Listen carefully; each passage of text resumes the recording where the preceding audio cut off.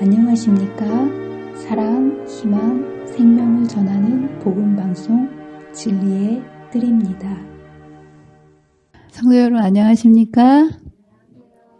십자가로 가까이, 말씀 앞으로 가까이 이끌어주신 성령께서 이 시간을 통하여 마지막 때를 살아가는 하나님의 백성들인 우리에게 갈 길과 할 길을 말씀을 통하여 분명히 알려주시는 귀한 시간이 되시기를 간절히 바랍니다. 오늘은 제50강 다니엘서 11장 9번째 시간입니다. 우리는 지금 예언의 말씀을 다니엘 시대부터 마지막 시대까지의 예언의 말씀을 쭉 공부를 하고 있습니다. 그리고 지난 시간부터 특별히 이제까지는 다니엘서에서 지나간 과거를 우리가 공부했다면 지난 시간부터는 다니엘서 11장의 하이라이트라고 할 수 있는 우리가 사는 이 시대에 어떤 예언이 성취되고 있고 그리고 앞으로 어떤 예언이 성취될 것인지에 대해서 우리가 공부하는 시간이 되겠습니다. 이 내용을 공부하느라고 우리가 지난 1년 동안을 달려온 겁니다. 우리의 인생을 마치 여러분들 지하철을 타고 가다 보면 지하철 노선면 이렇게 정거장 다 이렇게 그려져 있지 않습니까? 하나가 지나면 그 다음 역 내릴 곳을 알 수 있는 것처럼 예언은 우리의 삶의 순서 그리고 방향을 알려줍니다. 우리가 어디까지 와 있는지 그리고 얼마나 남았는지 어떻게 준비해야 되는지 이 모든 것들을 너무나 분명하게 특별히 이 마지막 시대를 살아가는 하나님의 백성들에게 이 예언으로 주셨다는 것은 얼마나 큰 은혜고 축복인지 모릅니다. 우리가 어디로 가는지 알지 못하고 어딘가를 간다면 언제 가야 될지를 모르고 가야 된다면 얼마나 답답하겠습니까? 그러나 우리 하나님께서는 우리에게 어디로 가야 하는지 언제 그런 일들이 일어날 것인지에 대한 분명한 예언의 지표들을 주시면서 우리가 이 마지막 때를 방향을 잃지 않고 준비할 수 있도록 해주셨다는 것.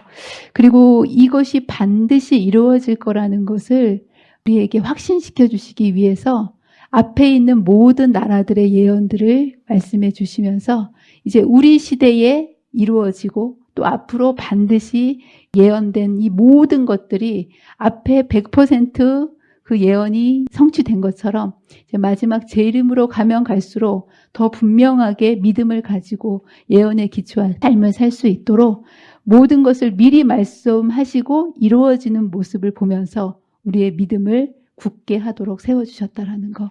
여러분 이 예언의 말씀이 저와 여러분에게 정말 이 마지막 때를 살아가는 우리들의 믿음의 기초가 되시기를 간절히 바랍니다. 특별히 우리는 어디 시대를 살고 있습니까?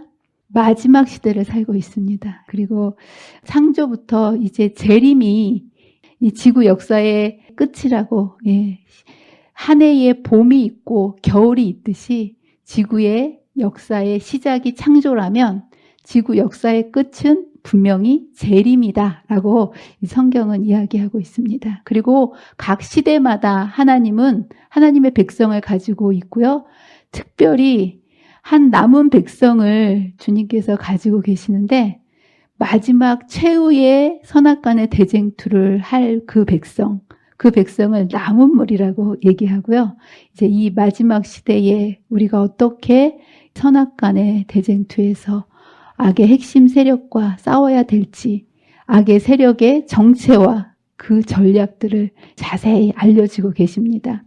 우리가 이것을 잘 알아야 될까요? 몰라야 될까요? 적을 알고 나를 알아야 싸움에서 이길 수 있지 않겠습니까? 이제 우리가 이걸 공부하기 위해서 이제까지 이 긴 시간들을 공부했고요. 우리가 이제 남은 무리라면 마지막 시대에 우리가 대적해야 될 이 어둠의 세력은 세상은 알 수가 없어요. 그렇죠? 여러분 교황을 온 세상이 뭐라고 하고 따릅니까? 이상히 여겨 따르는 건 우리 교회에서 하는 얘기고 평화의 사도, 누가 감히 하나님을 대적하는 악의 세력이라고 누가 상상할 수 있겠습니까? 그러나 성경은 그의 모든 것을 낱낱이 말씀을 통해서 정체를 밝혀내면서 마지막 하나님의 백성을 공격하고 하나님을 대적할 세력으로 묘사하고 있습니다. 그래서 이제 마지막 시대에 다시 살아난 교황권, 그 정체에 대해서 우리가 지난 시간부터 하나씩 공부를 가고 있습니다. 성경은 마지막 때, 지난 시간 동안에 마지막 때, 이게 굉장히 중요하다고 말씀드렸죠? 시대는 이렇게 여러 시대로 지구의 역사가 나눠지는데, 특별히 이 마지막 때는 예수님 재림이라는 이런 단면적인 시간이 아니라 이 마지막 때가 시간의 어떤 기간이라는 개념을 갖고 있다라고 우리가 공부를 했습니다. 그리고 그 마지막 때는 사람이 정하는 것이 아니라 하나님께서 말씀으로 마지막 때가 어떤 때인지를 규명해 주셨습니다. 마지막 때는 어떤 때라 그랬죠? 남방왕이 북방왕을 무너뜨리고 찌를 때. 마지막 때의 교황권 이전에 중세 교황권의 1260년이라는 긴 세월 동안 온 세상을 교황 천하로 다스렸던 그 세력을 무너뜨리는 그 시점이 성경은 마지막 때라고 얘기하고요. 그것을 무엇이라고 얘기하냐면 계시록에서 우리가 공부를 했죠. 무신론 세력이었던 중세라는 긴 시간 동안에 교황권이 하나님과 성경에 대해서 잘못 사람들에게 나타냈기 때문에 하나님에 대한 불신과 반대의 것들이 깊이 싹트는 그런 것 때문에 무신론이 싹트게 되었고, 결국 이 무신론 세력이 프랑스 혁명을 통해서 중세 교황권을 무너뜨리는 그때, 그 무너지는 그때부터 이제 마지막 때가 시작된다라는 것을 성경은 지구 역사의 마지막 때가 바로 이 중세 교황권이 몰락하는 1798년 그때라고 묘사를 하고 있습니다. 그래서 이 프랑스 혁명이 결국은 남방왕의 그 무신론 세력을 대표하는 거고요. 결국 이 혁명이 이어져서 공산주의를 탄생시킨다라고 할 수 있습니다. 이게 바로 프랑스 혁명의 모습입니다. 오른쪽 그림은 피우스 6세가 잡혀가는 거예요. 교황 천하였던 왕들의 왕 중에서 군림했던 그 교황이 나폴레옹에 의해서 벌티어 장군에게 이제 잡혀가는, 교황이 몰락하는, 찔러서 몰락하는 그 장면을 이렇게 묘사를 하고 있고요.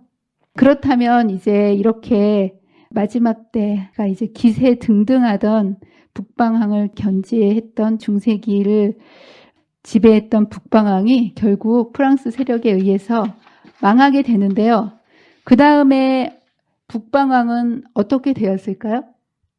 여기 성경에 보면 마지막 때에 남방왕이 그와 힘을 거를 것이나, 여러분 이 겨룰 것이나 라는 이 표현 속에는 어떤 뉘앙스가 있습니까? 이렇게 해서 북방왕이 찔림을 받고 사라졌을까요?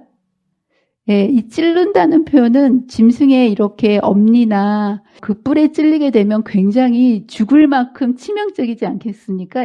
싸움을 할 때 뿔에 받치게 되면 죽는 거나 마찬가지거든요. 교황권의 세력이 프랑스 혁명의 세력에 의해서 교황권이 완전히 여기에서 몰락된 모습을 보여줬는데, 이 성경절을 이어서 읽다 보면 그 북방왕의 세력이었던 교황권이 치명적인 그 몰락을 남방왕에 의해서 찔리는 그러한 사건이 있을 것이나, 여러분 뭐뭐 할 것이나 라면은 항상 뒤에는 반전이 있지 않습니까? 그래서 이 세력으로 인해서 교황권이 몰락하는 것처럼 굉장히 치명적으로 상처를 입었으나, 여기 보면 그냥 그렇게 해서 쓰러졌다라고 되어 있지 않고 뭐라고 되어 있습니까? 그 다음에 북방왕이 병거와 마병과 많은 배로 몰락하지 않고 다시 재기할 것을 성경은 예언하고 있습니다.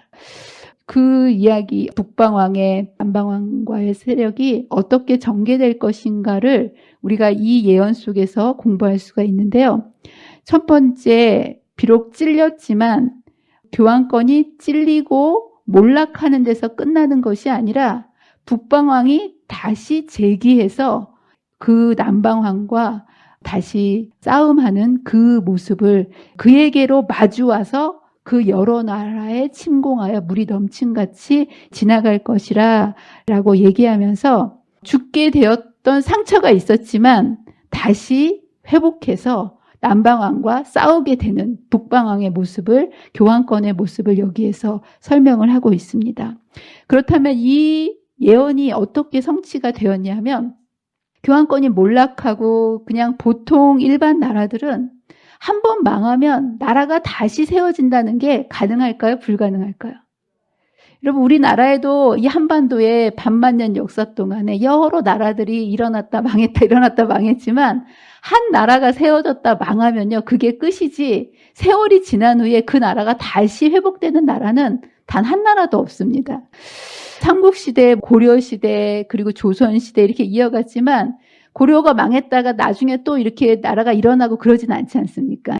마찬가지예요. 세계사에서도 나라가 망하면 그냥 그 나라가 끝나요. 바벨론이 아무리 위대한 나라였지만 바벨론이 끝났으면 거기서 끝나고 다른 나라, 메데, 바사, 그리고 헬라, 로마 이렇게 이어갔지, 엄청난 힘을 자랑했던 로마라는 나라조차도 망한 다음에 다시 회복되는 법이 없었다라는 거예요.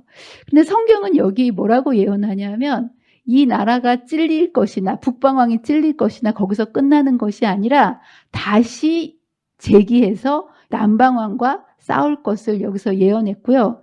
참 이거는 이 세력이 몰락했다가 재기한다라는 것을 예언할 수 있는 거는 아무도 상상할 수 없는 재기의 과정이기 때문에 참 하나님께서 성경을 통해서 얼마나 분명하게 예언을 해 주셨는지를, 아무도 상상할 수 없는 것을 이제 예언을 통해서 하나님의 백성에게 알려주신 모습을 보게 됩니다.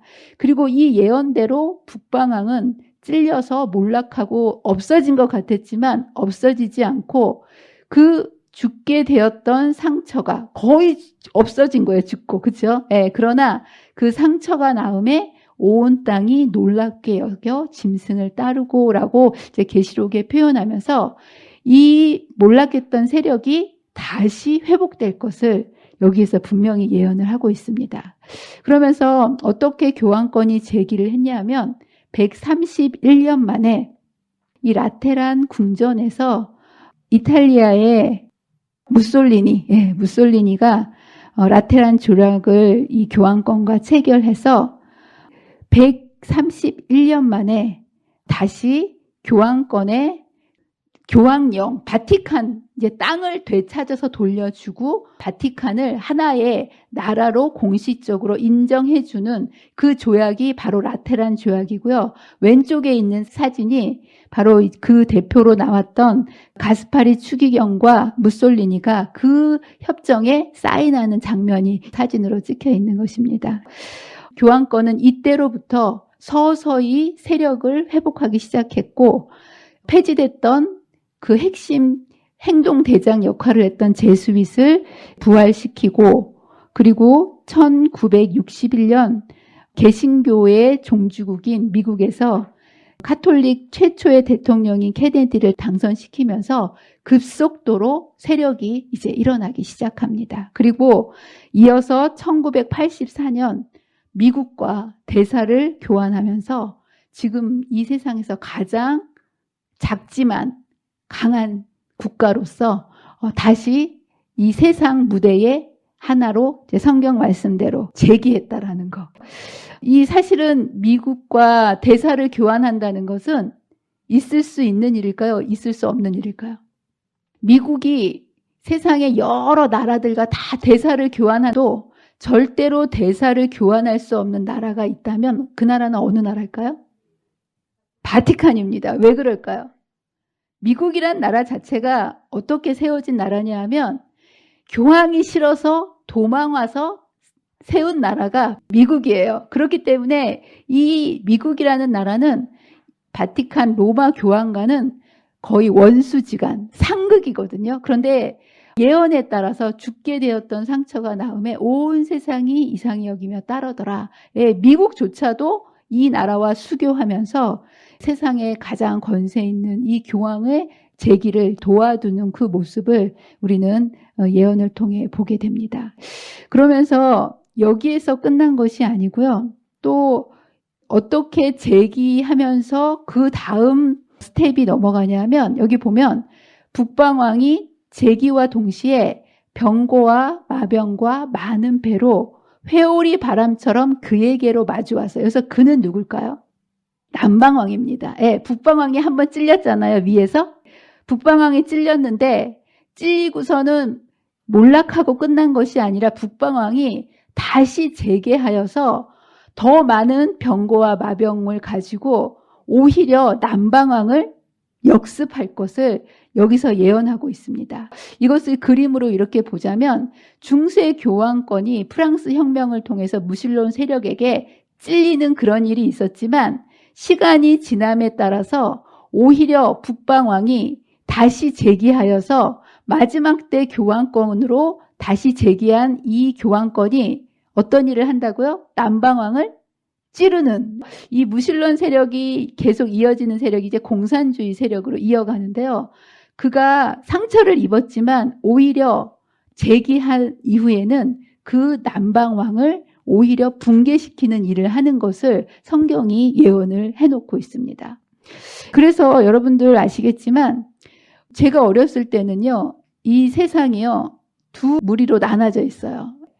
민주주의 아니면 공산주의. 여러분 생각나십니까? 이 세상이요, 나라들이 양진영, 냉전 시대라 그러지 않습니까? 그래서 미국을 중심으로 해가지고 민주주의, 그리고 소련을 중심으로 해가지고 공산주의, 딱 이 냉전 지대로 이렇게 나눠져 있었는데, 이 아무도 넘어뜨릴 수 없는 이 세력을 성경은 뭐라고 얘기하냐면 자신을 찔렸던 공산주의 사상의 뿌리가 무신론 사상에 이어져서 이 남방왕의 모습을 이야기하고 있는데요. 이 남방왕을 오히려 이 북방왕이 재기한 이후에는 그 남방왕을 무너뜨리는 그 예언을 해놓고 있습니다. 그래서 바로 이 스탈린 동상을 이제 무너뜨리고 공산주의가 무너지는 장면을 사진을 이렇게 찍었는데요. 1989년 소련군이 철수하게 되고 제가 대학교 때로 기억이 납니다. 대학교 1학년 때인가 2학년 때 어느 날 일어나 보니까 갑자기 소련이 무너졌다는 거예요. 여러분 생각나십니까? 네, 소련이란 나라가 전쟁 한 번 없이 그 동독이나 이러한 폴란드, 유고 이런 나라들이 자유총선을 실시했고요. 1991년 우크라이나의 독립선언으로 인해서 소련 연방이 무너지면서 마침내 1991년 12월 25일에 여러분 생각나십니까? 이분이 누굽니까? 고르바초프. 예, 기억 다 하시죠? 이거 우리 시대에 다 이루어진 일이기 때문에 여러분들의 과거의 기억을 더듬어 보시면 아, 맞아. 그런 일이 있었지. 기억하실 거예요. 마침내 고르바초프의 대통령 사임과 그리고 소련의 연방 해체를 공식으로 선언하면서 그 어마어마했던 공산주의, 세계의 절반을 세력을 유지하고 있었던 이 공산주의 세력이 전쟁 없이 순식간에 무너지는 일이 하루아침에 이제 이루어지는 모습을 보게 됩니다. 그리고 이것을 역사는 어떻게 이 나라가 전쟁도 없이 무너졌느냐라고 얘기하면 북방왕이 남방왕을 회오리 바람처럼 한다고 하지 않았습니까? 1982년에 역사는 레이건과 요한 바오로 2세의 비밀 회합으로 인해서 공산권을 무너뜨리는 그 일이 시작되었다고 그렇게 역사는 이야기하고 있고요. 1992년 2월 24일 타임지가 있지 않습니까? 요 회합 이후 10년이 지난 이후에 타임지에 이 홀리 얼라이언스라는 교황과 레이건 대통령이 비밀리에 1982년에 회합을 가졌고 이 회합의 결과로 인해서 둘이 합작으로 두 세력이 공산권을 무너뜨렸다라고 역사는 이야기를 하고 있습니다. 그러면서 어떻게 이 두 세력이 공산권을 무너뜨리게 되었나? 사실 1981년에 교황이 총격을 당하는 사건이 있었습니다.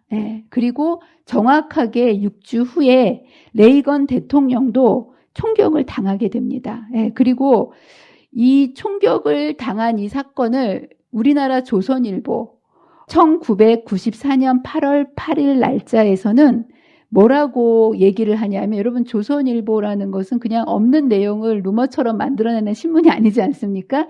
예, 여기에 교황청 고위 인사들이 이런 레이건의 총격에 관여를 한 사건이라고 이렇게 얘기하면서, 이게 굉장히 세계의 이목이 집중된 사건인데요. 이때 이 총격 사건 이후에 두 순회가 교황청에 모여서 어떻게 얘기하냐 하면, 교황이 나도 총격을 받았는데 살아났고 당신도 총격을 받았는데 이렇게 살아난 것을 보면 신의 특별한 섭리가 있는 것 같다라는, 그러한 어떤 특별한 사명이 있기 때문에 우리의 목숨이 연장되고 보존된 것이 아닌가라는 이런 말로 교황이 말문을 띄면서, 그들이 이 공산주의를 무너뜨리는 것, 이것이 그들의 공동적인 하나의 사명으로, 홀리 얼라이언스라는 그 동맹 모임 회합에서 그들이 이것을 그들의 사명으로 생각하고 이 일을 착수하기로 결정했다라는 거예요. 왜냐하면 사실은 미국과 교황이 공산주의에 대한 속마음은 각각 다릅니다. 그렇지만 목적은 일치했다라는 거예요. 사실 교황의 입장에서는 공산주의를 무너뜨려야만 되는 이유가 있었어요. 왜냐하면 공산주의는 무신론을 표방하기 때문에 기독교를 굉장히, 카톨릭을 핍박하지 않겠습니까? 네, 그렇기 때문에 공산혁명을 통해서 점점점 세상이 무신론하게 되어지면 교황권이 설 자리가 점점 좁아지는 것이고, 특별히 공산 치하에서 자신들의 신도들을 보호해줘야 되는, 그리고 여러분 그 교황 자신의 조국이 어디였습니까? 폴란드. 공산 치하에서 특별히 많은 박해를 받았던 그 나라가 폴란드 아니겠습니까? 그래서 교황은 더욱더 자신의 조국과 교회의 무신론의 세력이 더 이상 넓혀가지 못하도록 공산권을 반드시 무너뜨려야 될 목적이 있었다는 거예요. 미국은 어땠을까요? 미국은 당시에 소련과 세계 양대 구조를 갖고 있지 않았습니까? 그렇기 때문에 세계 최강국으로 부상하기 위해서는 반드시 어디를 무너뜨려야 되는 거예요?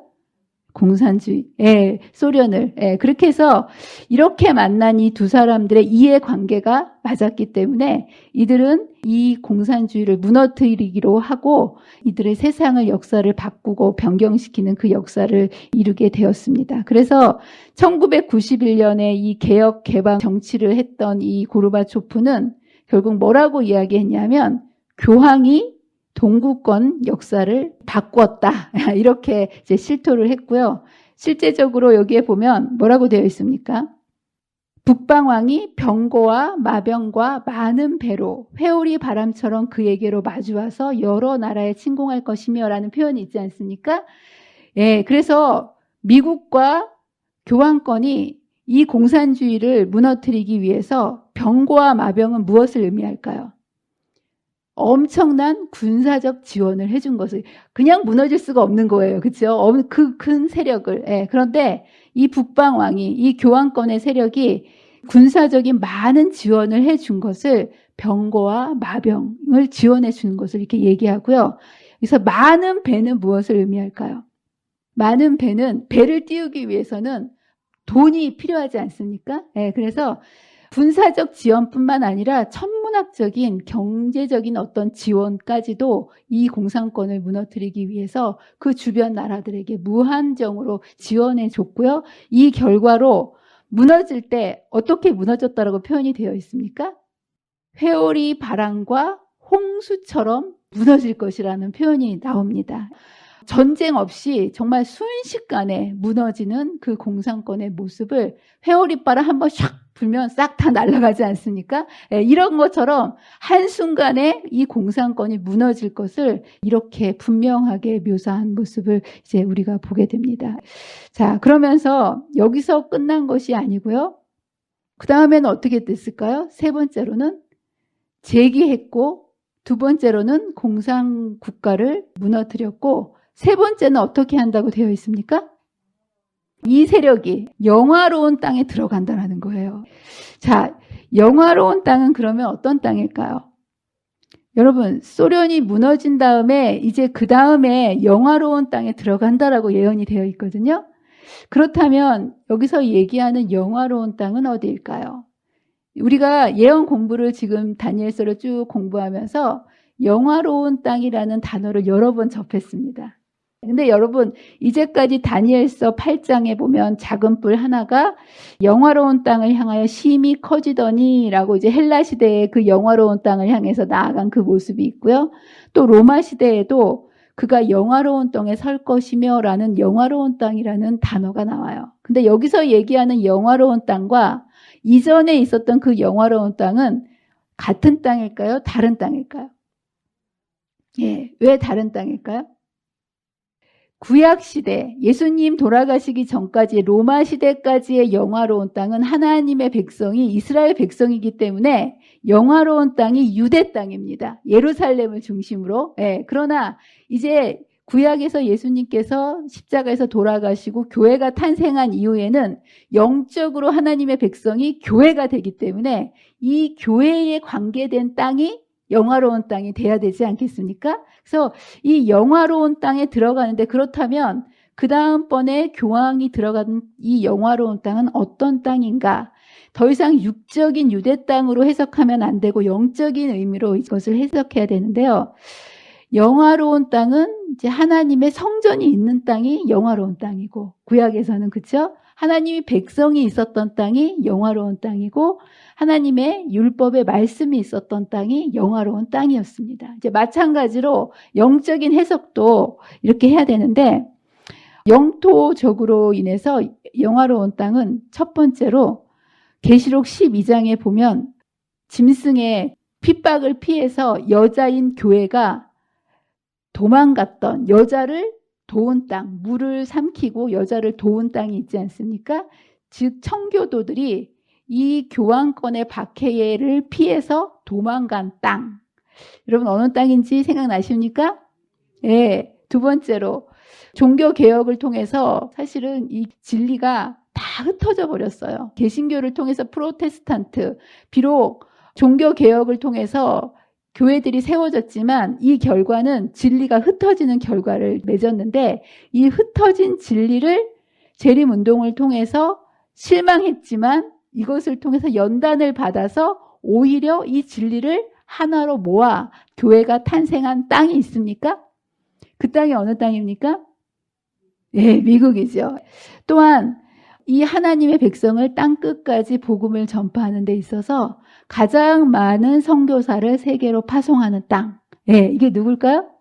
미국. 예, 그래서 한 나라는요, 영토와 주권과 이제 백성을 가지고 있고요. 이 나라를 통합해서 바로 미국이라고 할 수 있습니다. 그래서 마지막 때에는 하나님의 백성이 미국을 중심으로 탄생하고 그리고 거기에서 이제 이 영화로운 땅을 중심으로 해서 선악간의 대쟁투가 이루어지는 이것을 얘기하는데요. 여기 보면 미국을 들어갈 때 하고요. 교황권이 미국을 점령하는 그 모습이요. 공산권을 무너뜨리는 모습과는 사뭇 다른 모습으로 점령하는 모습을 우리는 볼 수가 있습니다. 그 공산권을 무너뜨릴 때는 마병과 병거와 많은 배와 회오리 바람과 홍수라고 이런 표현을 쓰지 않았습니까? 이 얘기는 마치 침략하여서 회오리 바람 갑자기 무너뜨리는 그러한 모습을 여기에서 표현을 하고 있습니다. 여러분 이런 얘기 들어보셨습니까? 불이 지나간 자리에서는 건질 게 있지만 물이 지나간 자리에서는 건질 게 없다라는 말. 예, 여기 보면 물이 넘침같이 했다라는 것은 순식간에 소련을 공산주의를 무너뜨릴 것. 한순간에 없어뜨릴 그것을 이렇게 물이 지나간다라고 회오리 바람처럼 순식간에 물이 지나가는 것처럼 하는 이 표현을 그대로 공산국가는 그렇게 스르륵 무너져 버렸습니다. 그런데 여기에 보면 미국에 들어갈 때는 어떻게 들어갑니까? 그가 또 영화로운 땅에 들어갈 것이요 라고 얘기하면서 미국을 침략하는 데 있어서는 마치 노크하면서 점잖게 악수하면서 협력하는 모습을 가지고 동맹하는 그런 모습으로 점령하는 그 모습을 너무나 자세하게 이렇게 묘사를 해놓은 거예요. 이 미국을 점령할 때는 이 공산권을 무너뜨리고 그 다음 대상이 미국인데요. 미국은 공산권을 무너뜨렸던 그런 방식으로 교황의 수중에 들어가는 것이 아니라 사뭇 굉장히 점잖은 그런 모습으로 들어가는 모습을 보게 됩니다. 자, 그러면 어떻게 미국이란 나라를 점령해 가는가? 이 미국과 교황은 아까도 얘기했지만 적대적인 관계로 시작하지 않았습니까? 아무도 이 미국이라는 나라가 교황권과 손을 잡을 것이라는 것은 상상도 할 수 없는 일이었어요. 그렇기 때문에 그거는 정말 하나님께서 예언해 주시지 않으면 아무도 알 수 없는 건데, 여기에 보면 어떻게 영화로운 땅에 서서히 들어가서 미국이라는 어마어마한 나라. 여러분, 미국의 역사는 200년밖에 되지 않았지만 200년의 짧은 역사 속에서도 최강국으로 부상하지 않았습니까? 자타가 공인할 가장 최강국인데, 이 최강국이 어떻게 교황이 싫어서 도망가서 세운 나라인데 교황의 오른팔이 되어가지고 교황과 손을 붙잡고 하나님의 백성을 공격하는 세력이 되는가? 이것은 성경이 이야기하지 않고서는 아무도 상상할 수 없는 마지막 때의 시나리오라는 거. 그러나 성경은 분명하게 이 세력이 미국과 손잡고 하나님의 백성을 공격할 세력이라는 것을 여기에서 분명히 묘사를 해주고 있습니다. 그렇다면 어떻게 이 미국이라는 나라가 교황이라는 나라에 점령이 되는가? 첫 번째로는 미국은요, 개신교로 탄생한 나라인데요. 78년에 교황이 되자마자 1979년에 교황이 제일 먼저 한 일이 그 다음 해에 미국을 방문하는 일이었습니다. 교황 바오로 2세가 미국을 방문했고, 백악관에서 1979년에 지미 카터 대통령, 여러분 얼굴 생각나십니까? 이 초청을 받아서 이제 백악관을 방문하고 1984년에 마침내 아까 제가 말씀드린 것처럼 미국과 바티칸이 공식 수교의 물꼬를 텄습니다. 이렇게 수교를 하고 난 다음에 사실 지미 카터 대통령의 초대를 받아서 백악관에 교황이 온다라는 것은 사실은 교황이 미국 땅을 밟는다는 것 자체가 상상도 못하는 일이었다라는 거예요.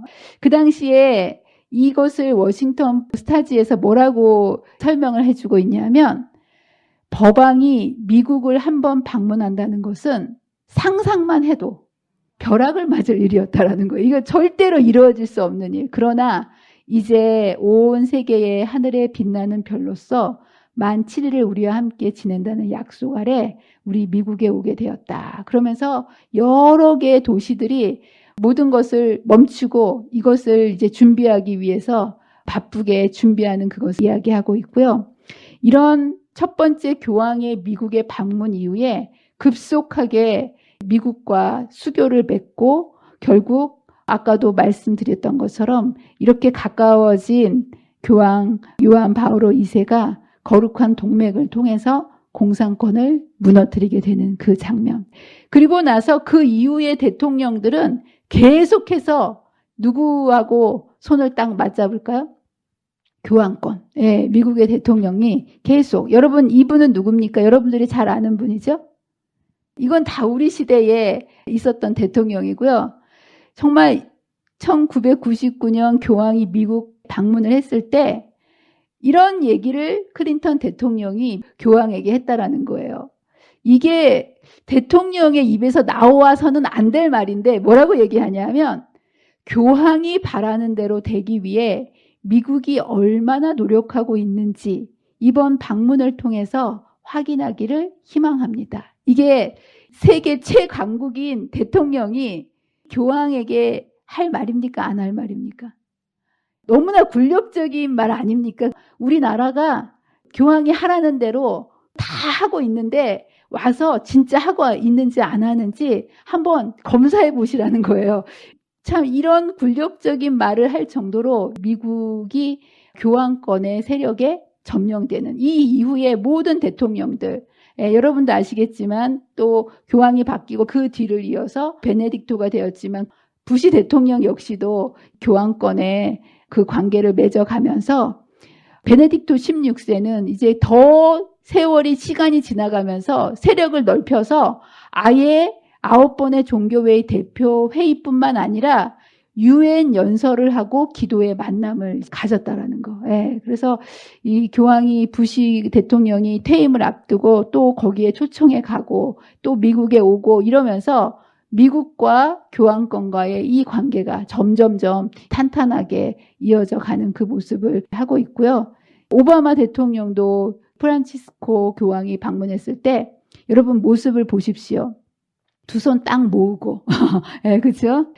원래는 백악관에서 이렇게 영접을 해야 되는데 백악관에서 앉아서 모실 대상이 아니라고 공군 기지까지 가가지고 교황을 이렇게 영접한 그 기사를 여기에 묘사하고 있습니다. 그리고 2015년에는 여러분 이제 이 프란시스 교황이 어디까지 서게 됩니까? 종교만 다 미국에서 점령한 것이 아니라 이제 어디에 서서 연설을 합니까? 이게 유엔이 아니에요. 교황이 상하원 정치권까지 점령을 해버린 거예요. 이제까지는 종교적인 어떤 세력 좀 넓혀서 유엔까지 온 거는 그래도 이해가 되지만 아예 어디까지 입성했다는 거예요? 정치권까지 이 상하원 합동 연설을 통해서 여기에 보면 세계인의 이목을 사로잡은 모습을 여기에 설명을 하고 있습니다. 그런데 여러분 생각에 미국이란 나라가 최강국 아니겠습니까? 그런데 온 세상을 마음대로 지배하는 힘을 가지고 있는 미국이 왜 교황권에게 이렇게 굴욕적인 그런 자세를 보이는 이유가 뭘까요? 미국이 뭐가 모자라서 그 교황 앞에만 쓰면 이렇게 한없이 작아지는 걸까요? 뭔가 이유가 있지 않겠습니까?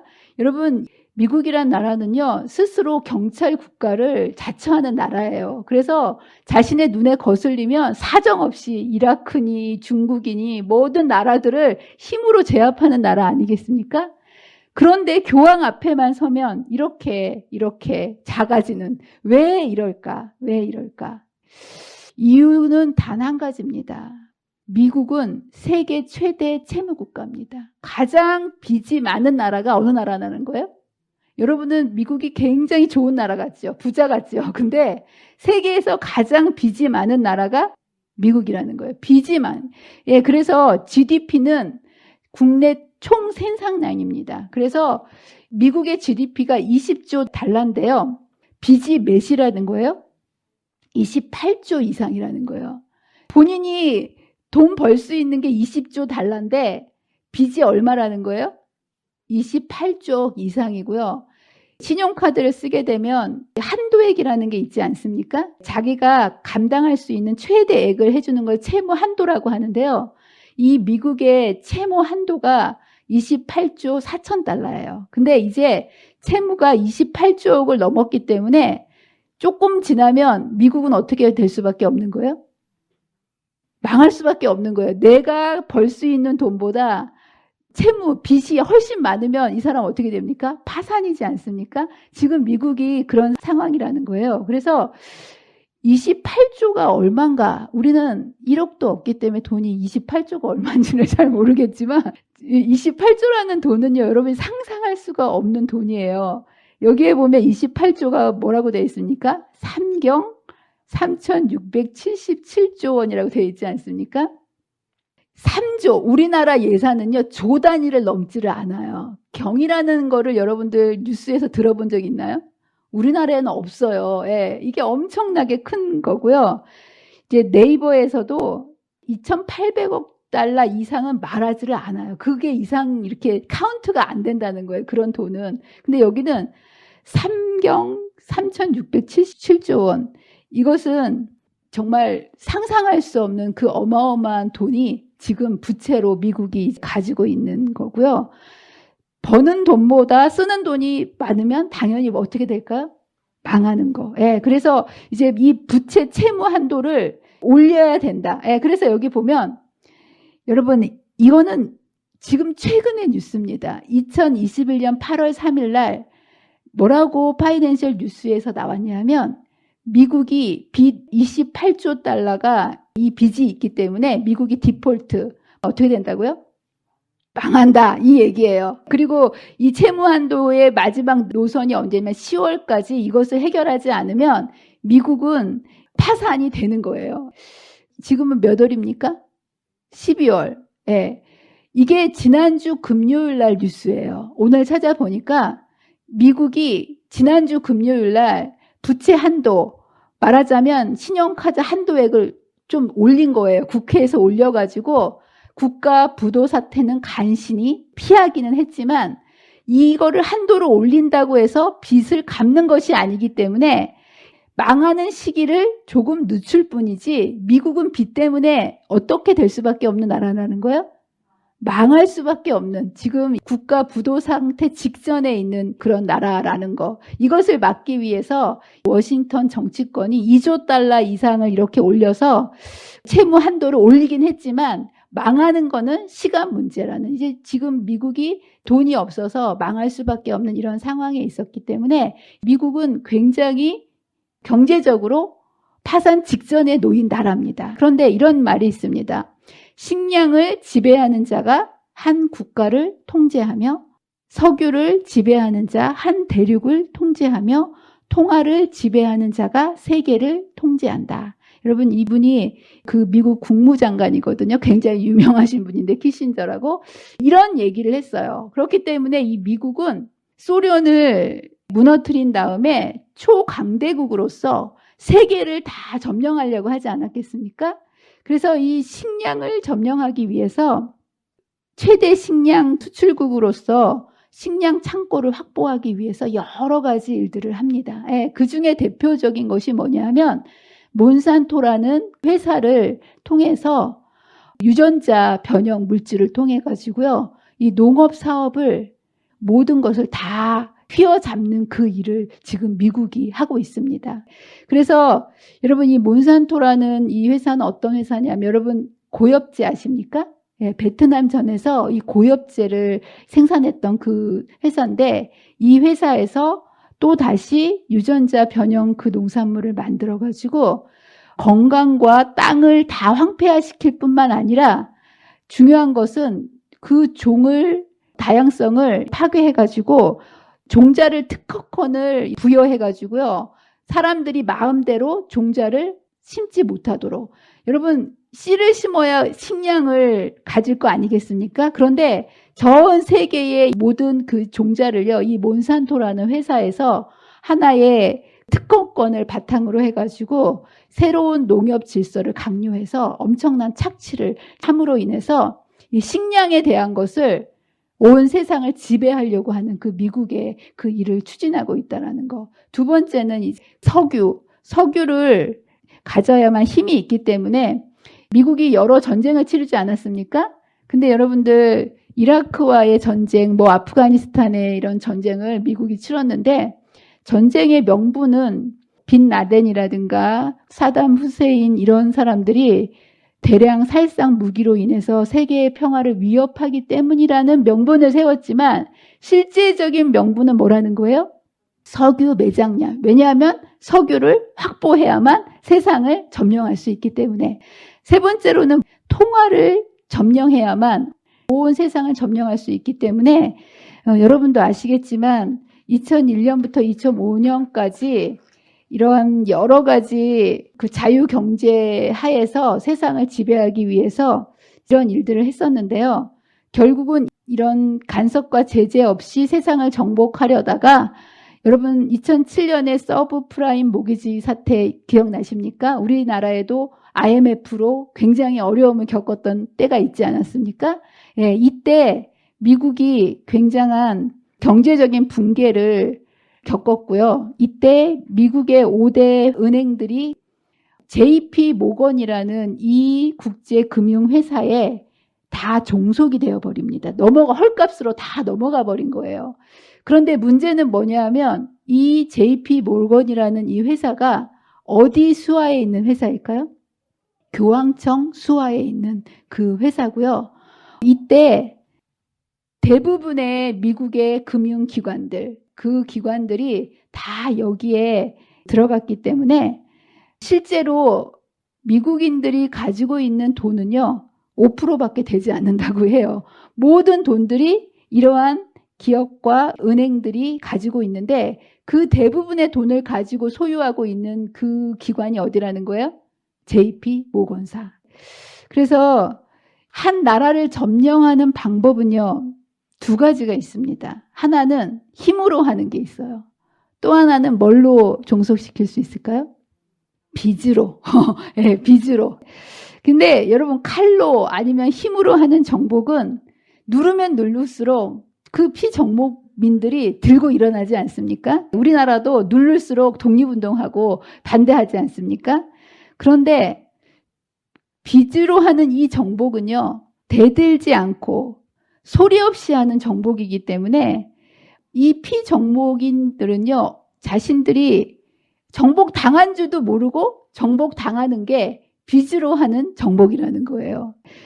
여러분들 표면상으로는 변한 게 없는데 주인이 바뀌어버린 거예요. 여러분들이 빚이 있다는 거 알고 계십니까? 우리나라 국민 부채가 2,000조에 육박한다는 거. 이거는요, 오늘 뉴스예요. 2021년 12월 14일 오늘 아닙니까? 여기 이데일리에 보면 국민 부채가 2,000조인데 한 사람당 얼마라고요? 아기부터 노인분까지 4천만 원씩 여러분들이 빚지고 있는 거예요. 여러분들이 4천만 원씩 다 빚지고 있는데 내가 빚지고 있다는 생각 드십니까? 전혀. 밥도 잘 넘어가고 잠도 잘 오잖아요. 아무 생각 없어요. 근데 이게 국민 1인당 부채율이 이렇게 4천만 원씩 각자 다 있는데도 이걸 모르고 우리는 그냥 빚진 채로 종속된 채 살아갈 수밖에 없게 만드는 게 빚으로 정복한 더 무서운 정복이라는 거. 그래서 여러분, 소련이 몰락한 것도 결국은 힘으로 몰락한 게 아니라 이러한 경제적인 제재를 통해서 견딜 수가 없어서 스스로 이렇게 몰락된 거고요. 어떻게 생각하면 힘을 통해서 몰락하는 것보다 이러한 경제적인 이러한 것들이 더 무섭게 한 나라가, 한 세력이 무너질 수밖에 없는 그런 세력이 되는데, 미국은요, 그렇기 때문에 이미 이런 빚으로 어디에 예속되어 있을까요? 교황청에. 그래서 이제 미국이라는 나라가 시간 문제인 거고요. 결국은 어디를 의지할 수밖에 없는 거예요?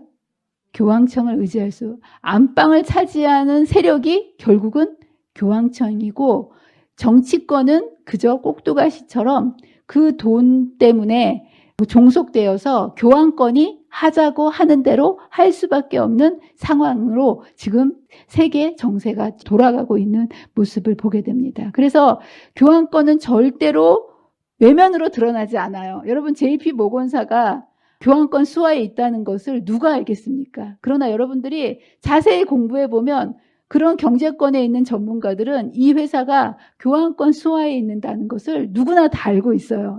그럴 정도로. 그러나 겉으로 내세우는 이런 회사들을 중심으로 이렇게 하기 때문에 아마 이 마지막이 되면 될수록 지금은 그림자 정부로 존재하면서 국가적인 어떠한 미국의 이런 세력에 대해서 뒤에서 이런 것들을 조정하고 있지만, 이제 그 전면에 드러내도 좋을 그런 상황이 되면 분명히 그 세력이 수면 위로 올라오게 됐고요. 결국은 아무도 눈치채지 못하게 호련히 파멸이 내게 임하리라. 이렇게 점령이, 여러분, 로마라는 나라도 하루아침에 전쟁으로 무너진 것이 아니고요. 로마가 없어진 연도는 있지만 로마가 전쟁에서 싸운 날짜는 없습니다. 게르만족의 이동으로 인해서 야금야금 무너지다가 어느 날 갑자기 사라져버렸다는 거예요. 그런 것처럼 경제적인 이런 힘을 통해서 이렇게 미국이란 나라를 점령하고, 이러한 것들이 우리 시대에 우리의 눈앞에서 분명히 벌어지고 있다는 거. 예. 그러나 여러분들, 준비되지 아니하고 알지 못하는 자들에게는 덕과 같이 임할 수밖에 없고 멸망이 호련히 저에게 임할 수밖에 없지만, 하나님께서는 하나님의 백성들에게 어떻게 해주셨습니까? 이 모든 것들을 예언을 통해서 알려주셨다는 거. 주 여호와께서는 자기의 비밀을 그 종 선지자들에게 보이지 아니하시고는 결코 행하심이 없음이라 라고 얘기하시면서 이러한 모든 교환권의 세력들, 어떻게 하나님의 백성들을 공격하고 이것을 할 것인지를 분명히 알려주셨고, 이런 모든 것들을 기록한 것은 이런 세상의 모든 것을 주관하시는 분이 하나님이심을 믿고 그분의 이름을 힘입어 우리로 영생을 얻게 하기 위해서 이 모든 것들을 알려주셨다는 거. 여러분 너무 감사하지 않습니까? 저와 여러분이 우리에게 보여주신 이 놀라운 예언, 우리의 믿음을 이 하나님의 보여주신 예언의 기초 위에 굳게 세우셔서 우리의 신앙이 마지막 때가 갈수록 더 많은 폭풍과 반대와 시련이 있지 않겠습니까? 그러나 여러분의 믿음의 뿌리를 말씀, 특별히 예언의 말씀에 깊이 뿌리를 내린다면 이런 모든 것들이 심하면 심할수록 이 예언이 이루어지는 과정임을 안다면 우리가 믿음에 더욱더 굳게 설 수 있지 않겠습니까? 저와 여러분들이 하나님의 말씀을 온전히 신뢰하시고 믿음에 굳게 서시는 저와 여러분이 되시기를 간절히 바라면서 말씀을 마치도록 하겠습니다. 기도하겠습니다. 사랑과 은혜가 많으신 하나님 아버지, 오늘도 이 마지막 때에 등장할 하나님의 백성을 공격할 세력을 이토록 분명하게 예언의 빛을 통하여 비춰주시며 우리가 가야 할 방향과 그리고 해야 할 모든 일들을 말씀을 통하여 자세히 가르쳐 주셔서 감사합니다. 주님, 이 모든 예언들을 바라보며 하나님의 입으로 나오는 모든 말씀이 반드시 이루어진다는 사실을 우리가 믿음으로 붙들게 도와주셔서 우리의 삶 속에 주시는 하나님의 말씀에 순종하며 살아가다가 주님 오시는 그날 기쁨으로 주님을 맞이하는 귀한 주의 자녀들이 되도록 도와주시기를 사랑과 은혜가 많으신 예수님의 이름으로 간절히 기도합니다.